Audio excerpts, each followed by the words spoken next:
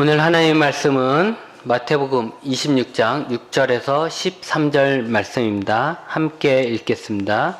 예수께서 베다니 나병 환자 시몬의 집에 계실 때 한 여자가 매우 귀한 향유 한 옥합을 가지고 나와서 식사하시는 예수의 머리에 부으니 제자들이 보고 분개하여 이르되 무슨 의도로 이것을 허비하느냐, 이것을 비싼 값에 팔아 가난한 자들에게 줄 수 있었겠도다 하거늘 예수께서 아시고 그들에게 이르시되 너희가 어찌하여 이 여자를 괴롭게 하느냐, 그가 내게 좋은 일을 하였느니라. 가난한 자들은 항상 너희와 함께 있거니와 나는 항상 함께 있지 아니하리라. 이 여자가 내 몸에 이 향유를 부은 것은 내 장례를 위하여 함이니라. 내가 진실로 너희에게 이르노니 온 천하에 어디서든지 이 복음이 전파되는 곳에서는 이 여자가 행한 일도 말하여 그를 기억하리라 하시니라. 아멘. 이제 지난주에 우리가 사무총회를 했죠. 그러면서 이제 2018년도 표를 사무총회를 준비하면서 생각하고 있었습니다. 새해는 우리가 어떻게 살아야 할까?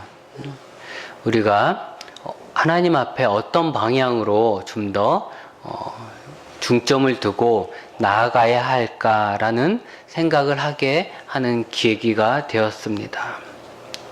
그때 생각한 것이 하나님을 기쁘시게 하자였습니다. 문득 이런 생각을 했어요.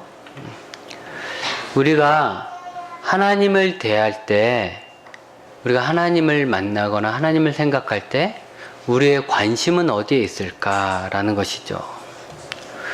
우리는 하나님을 사랑한다고 고백하면서 우리의 관심은 하나님에게 있지 않고 나에게 있습니다.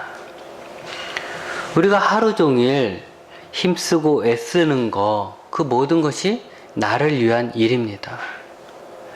우리가 지금 제일 고민하는 문제, 그것도 나에 관한 문제입니다. 우리가 제일 기뻐하는 것, 그것도 나에 관한 것입니다. 우리의 미래의 계획도 전부 나를 위한 계획만 있습니다. 우리의 기도도 나를 위한 것이 거의 전부입니다. 우리는 하나님을 예배하고 하나님을 사랑하고 하나님께 순종하지만 그 중심에는 여전히 내가 있습니다. 하나님을 예배하면서도 우리는 나 자신을 먼저 생각하고 있고 하나님이 아닌 내가 중심이 되어서 예배를 드리고 있습니다. 하나님께 순종하지만 순종하려는 그 마음에는 내가 있어요. 나에게 어떤 유익이 있을까? 그것을 먼저 생각해서 순종할지 불순종할지 생각한다는 거죠. 그래, 내가 하나님께 순종하면 내게 이런 유익이 있어. 그러니까 내가 순종해야지. 이런 생각을 갖게 된다는 거죠. 문득 이런 생각이 들었습니다.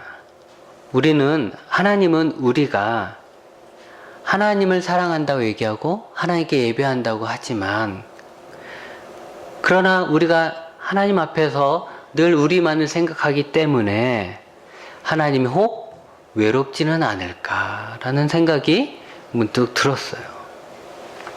하나님은 우리에게 많은 것을 해주시고 우리를 사랑하시는데 우리는 그것들에 대해서 당연시 여기면서 우리는 여전히 하나님께 받기만을 원한다는 거죠.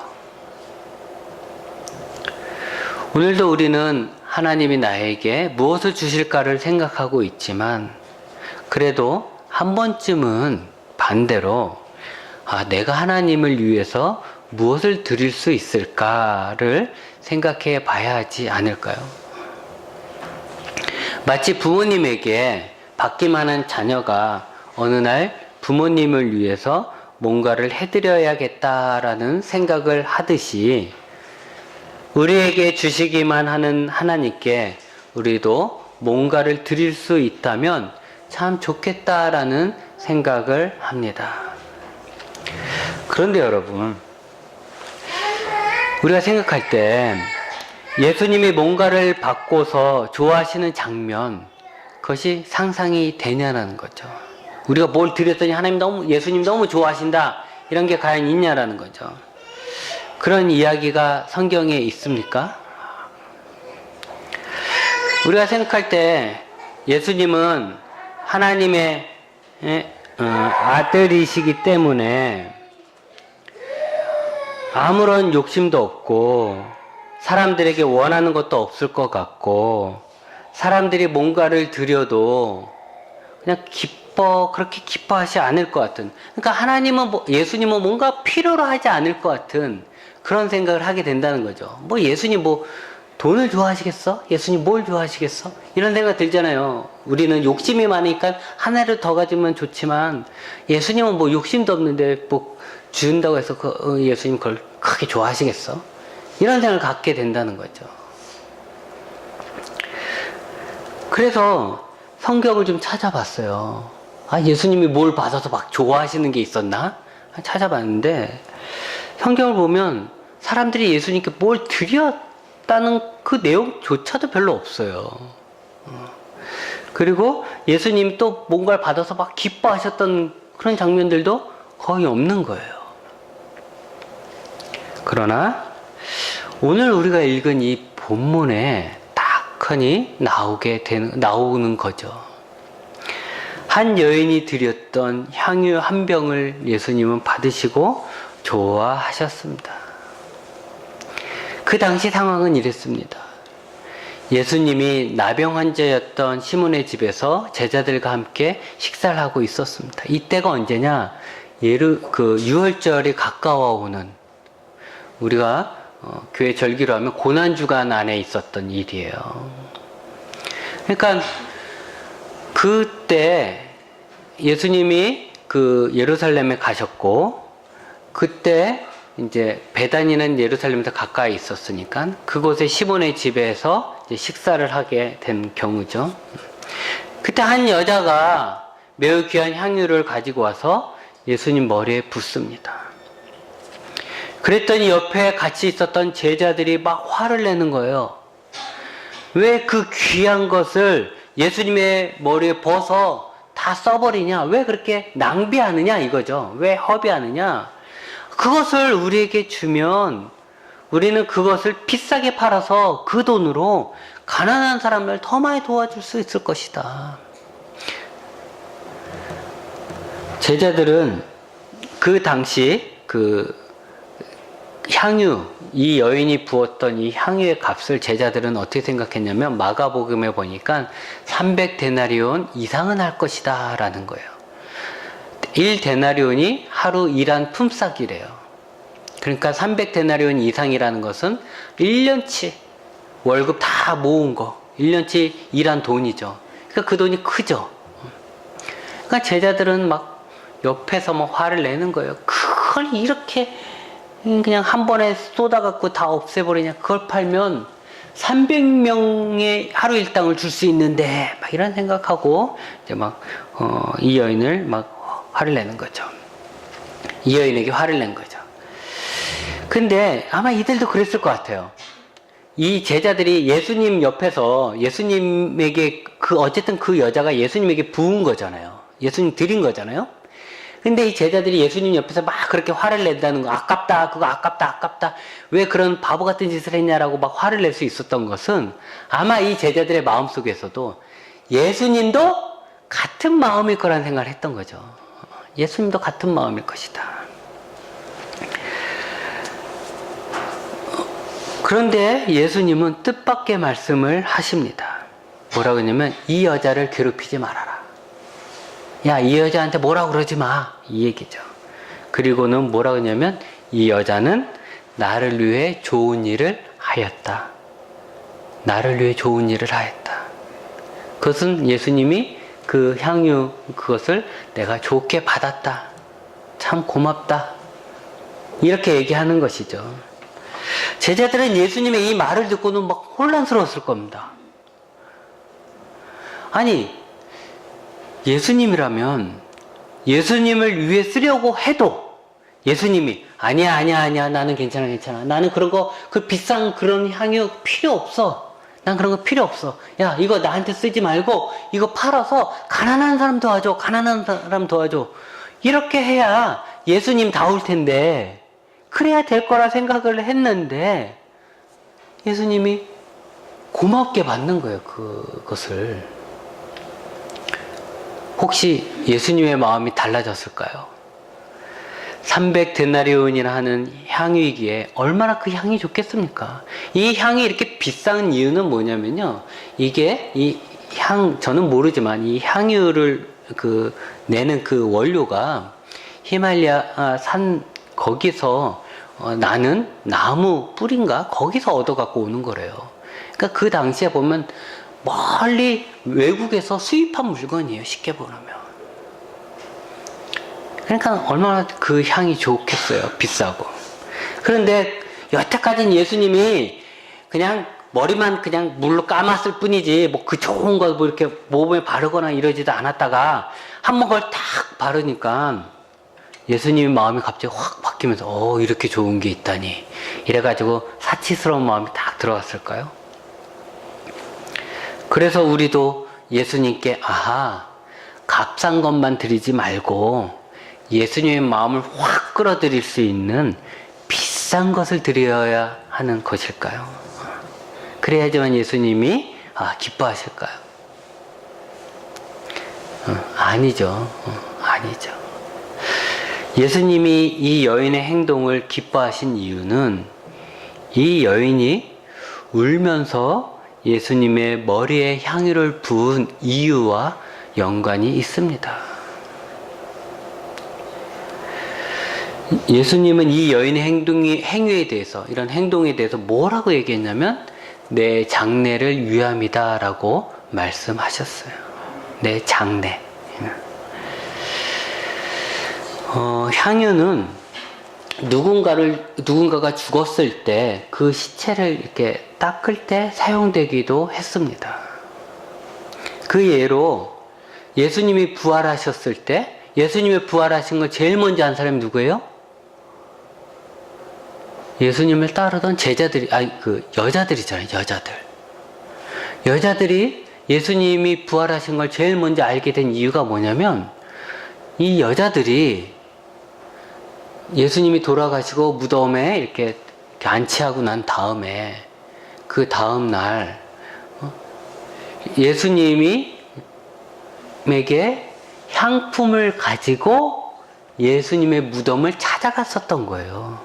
그러니까 이 여자들이 부활을 제일 먼저 알게 된 게 예수님은 부활하실 거야. 그러니까 부활하신 예수님 만나러 가야지 해갖고 막 제일 여자들이 먼저 가서 예수님을 알게 된 게 부활하신 예수님을 알게 된 게 아니고 향품을 가지고 향품이라는 것도 같은 거죠. 향기 나는 어떤 그런 물체, 액체 이런 걸 가지고 간 거예요. 뭐하러? 무덤에 뭐하러 갔겠어요? 그걸 가지고. 그렇게 하러 간 거죠. 그러니까 그렇게 쓰이는 거예요. 이게 그런 식으로 쓰이는 거죠. 오늘 본문에 이 사건이 일어날 때가 언제냐면 예수님이 십자가에 달리시기 며칠 전입니다. 며칠 전이에요. 짧게 보면 이틀 전이에요. 2절에 보면 예수님이 제자들에게 26장 2절에 보면 이렇게 얘기하죠. 너희가 아는 바와 같이 이틀이 지나면 유월절이라 인자가 십자가에 못 박히기 위하여 팔리리라. 십자가에 달리기 시기 이틀 전에도 예수님은 제자들에게 예수님이 십자가에 달릴 것을 말씀하셨습니다. 그런데 놀라운 것은 그 이야기가 예수님의 그 예언이, 그러니까 앞으로 있을 얘기에 대한 어떻게 보면 고통스러운 얘기잖아요. 이 고통스러운 이야기가 제자들의 마음속에 남아있지 않다는 거예요. 예수님은 죽는다는데 그것도 그냥 끔찍하게 십자가에 달려서 그렇게 죽는다고 하는데도 그 누구도 예수님의 그 죽음을 깊이 생각하지도 않고 내일처럼 생각하지도 않았다는 거예요. 예수님의 제자들은 예수님의 죽음과 고통에 대해서 외면한 거예요. 외면. 지금 그들의 눈에는 인기 스타가 되어 있는 예수님밖에 보이지 않아요. 예수님이 예루살렘에 막 들어올 때 어떻게 했습니까? 사람들이 막 겉옷을 벗어서 길가에 깔면서 막 환송했잖아요. 막 환영했잖아요. 찬송하면서 막 환영했잖아요. 어디를 가나 많은 사람들이 예수님을 보려고 몰려들었어요. 저 예수님이 어떤 분인가 보자, 예수님 하면서 막 몰려들었다는 거예요. 그러니까 또 여러 사람들에게 식사 대접을 받는 거죠. 우리 집에 오세요, 우리 집에 오세요. 그러니까 완전 슈퍼스타가 되어 있는 거예요, 예수님이. 사람들의 환호 속에 취해 있는 이 제자들. 와, 우리 예수님이 이렇게 유명하신 분이야. 우리 예수님이 이렇게 사람들이 좋아해. 막 이런 대접을 이렇게 받아. 막 이런 생각에 이 제자들이 막 들떠 있는 거예요, 막. 그랬기 때문에 그 제자들에게 예수님에 대한 생각과 슬픔이 담기질 않는 거예요. 지금 너무 좋으니까. 예수님이 사람들이 막 예수님 보면 막 환호하니까 너무 좋으니까 예수님이 야, 나 죽는다. 나 십자가 이제 달릴 거야. 이렇게 얘기해도 아유, 뭐야. 막 좋아하는 거죠. 아무 생각 안 하는 거죠. 자기 지금 좋은 것만 보는 거죠.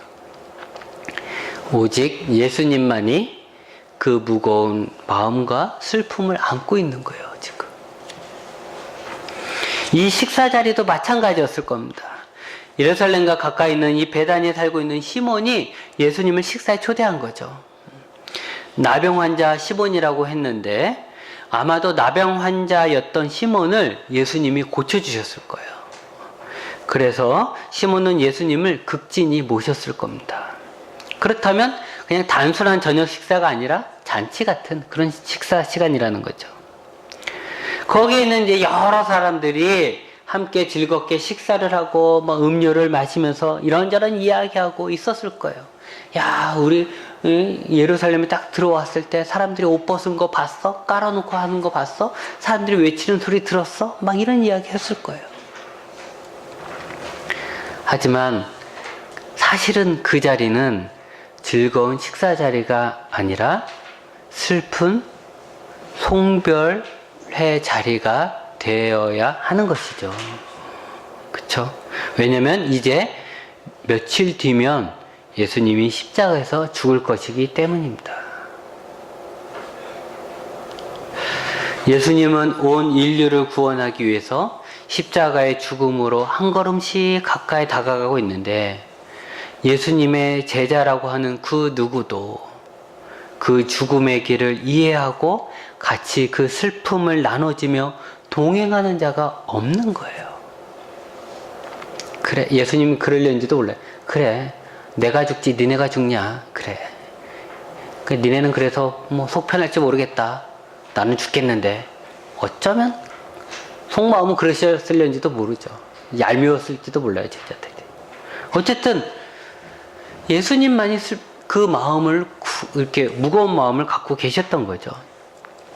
그런데 그때 이 세상에 나를 알아주는 사람은 아무도 없다 생각할 만한 그때 한 여인이 비싼 향유를 가지고 와서 예수님의 머리에 붓는 거예요. 모든 사람이 막 즐겁게 웃고 떠들고 있을 때 이 여인은 가장 슬픈 얼굴로 울면서 예수님의 죽음을 준비하며 그 큰 슬픔을 함께 나누고 있는 거예요. 예수님과. 여러분, 이 여인이 예수님께 부어드렸던 이 향유는 단지 향기가 좋은 비싼 향유가 아니라 사랑하는 예수님의 죽음을 알면서도 보내드려야만 하는 이 여인의 순종의 눈물이었던 것이죠.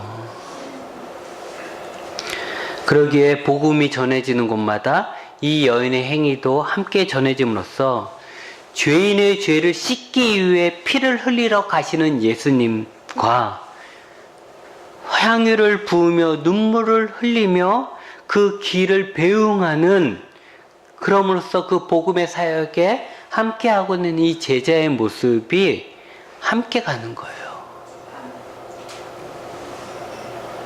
여러분, 300데나리온이라 하는 향유를 팔아서 가난한 자를 돕는 것이 예수님이 기뻐하실 일 아닐까요?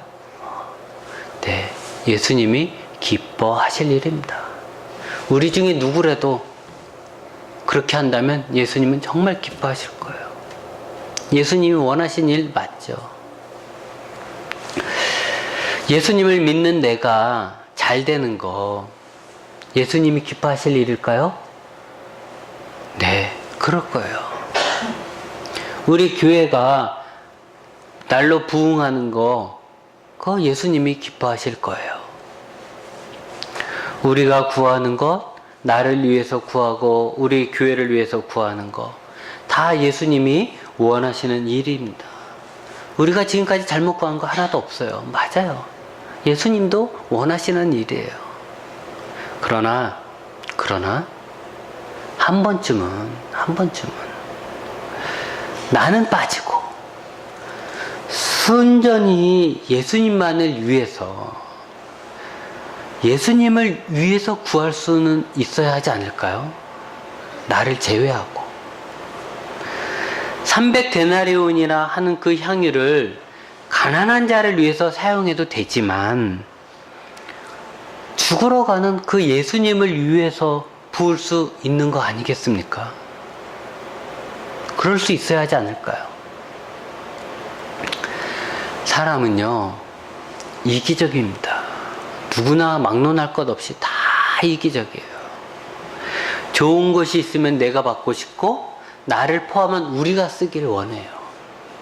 나를 빼놓고 다른 사람만을 위해 산다는 거, 그리고 다른 사람을 위해서 내가 좋은 것을 포기한다는 거, 이거 불가능한 거예요, 사실은. 그런데 그 불가능한 것이 가능해질 때가 있습니다. 그때가 언제입니까, 여러분? 여러분 생각해 보세요. 아주 귀한 거, 좋은 거, 몸에 좋은 거든 뭐든 간에, 돈이든 뭐든 간에, 그런 걸 보면 다 내가 갖고 싶고 내가 쓴단 말이에요. 내가 먹고. 그런데 그것이 정상인데, 그런데 그렇게 안 할 때가 있다라는 거예요. 그것을 다른 사람에게 줄 때가 있어요. 내가 안 먹고 다른 사람에게 줘요. 그때가 언제입니까, 여러분?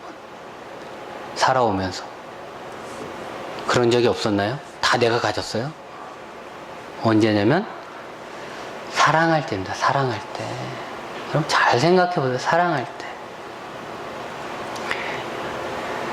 사랑은 자기의 유익을 구하지 않는 거예요. 사랑이란 게 그런 거예요, 여러분. 사랑은 자기의 유익을 구하지 않는 거예요. 사랑을 하게 되면 내가 아니라 사랑하는 사람을 위한 선택을 하기 시작하는 거예요. 그때 이 사람이 사랑한다 안 한다 보면 그렇게 얘기하는 거죠. 지금까지는 다 자기만 생각했던 애가, 자기밖에 몰랐던 애가 어느 날 다른 친구만 생각한단 말이죠. 친구만 얘기하고 친구 같아준다고 그러고 막. 그러면 걔는 벌써 그 사람을 사랑하고 있는 거예요. 사랑이라는 게 그런 거라는 거죠. 이기적인 우리를 다른 사람을 위해서 나를 포기할 수 있게 만드는 거, 그런 힘을 갖고 있는 게 사랑입니다. 수많은 사람들의 환호 속에 예수님의 죽음의 예고가 묻혀서 제자들은 듣지 못했어요. 그런데 예수님을 사랑하는 사람에게는 그 주변에서 막 환호하는 그 환호 소리보다 예수님이 죽는다고 하는 그 소리가 그 가슴에 비수처럼 꽂히는 거예요. 아픔으로 다가오는 거죠. 내가 죽는 건 아니지만 내가 사랑하는 예수님이 이제 죽는다니 하면서 크게 아픔으로 꽂히는 거예요. 여러분, 지금까지 나도 좋고 예수님도 좋은 걸, 그런 것만을 구했다면, 그것을 위해 우리가 노력해 왔다면, 이제는 순수하게 내가 사랑하는 그 예수만을 위해서, 마치 값비싼 향유를 드렸던 이 여인처럼 내가 예수님을 기쁘시게 할 것이 무엇인지, 예수님이 나에게 원하시는 것이 무엇인지 묻고 그것을 기꺼이 이루어 드리는 삶을 살아야 하지 않을까요?